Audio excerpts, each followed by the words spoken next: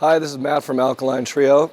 We're here at the beautiful Irving Plaza, New York City, and I'm going to give you a little tour of my gear world.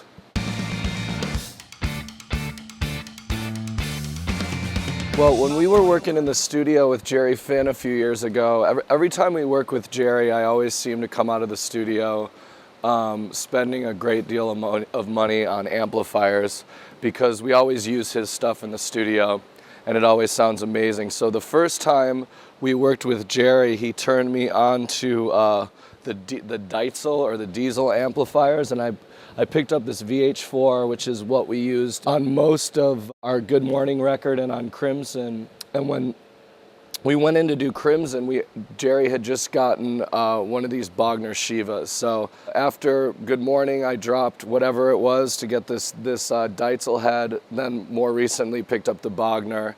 And that's what I've been using ever since live. So I use the Bogner for my dirty channel, and then the diesel for my huge channel. And then just recently, we started using this orange Rocker Verb 100 that Orange was sweet enough to send to us because we wanted to keep every amp kind of serving its own purpose. I used a 50-watt Orange when we first started the band. So now we're back to that, back to using the Orange cabinets. I think they come with the V40s in them, which are great sounding speakers, and they're handsome cabinets. So we're very proud to have these babies on stage with us as well. Effects-wise, we've got all different kinds of stuff, mostly the Line 6 gear, as you can see. Line 6 has been really nice to us and hooked us up with a bunch of stuff, and we have these listed for the different songs that they're used on. But Matt Steinke, our tech, started helping me incorporate some more of these Boss pedals in here. All this gear that I have here makes a lot of people that we tour with very jealous. If I came downstairs and that was under the Christmas tree, I'd shit my pajamas with the little flap on the butt. All this stuff sounds amazing.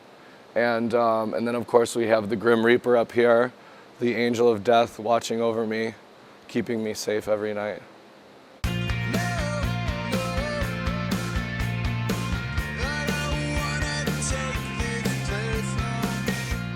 I have different names for all my guitars, but this is Goldie and she's my #1.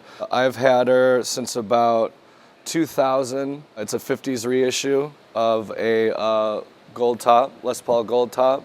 And for whatever reason, I cannot find another guitar that sounds as good as this one or plays as good as this one. So yeah, Goldie is always in the trenches with me, at least when we start the rock war.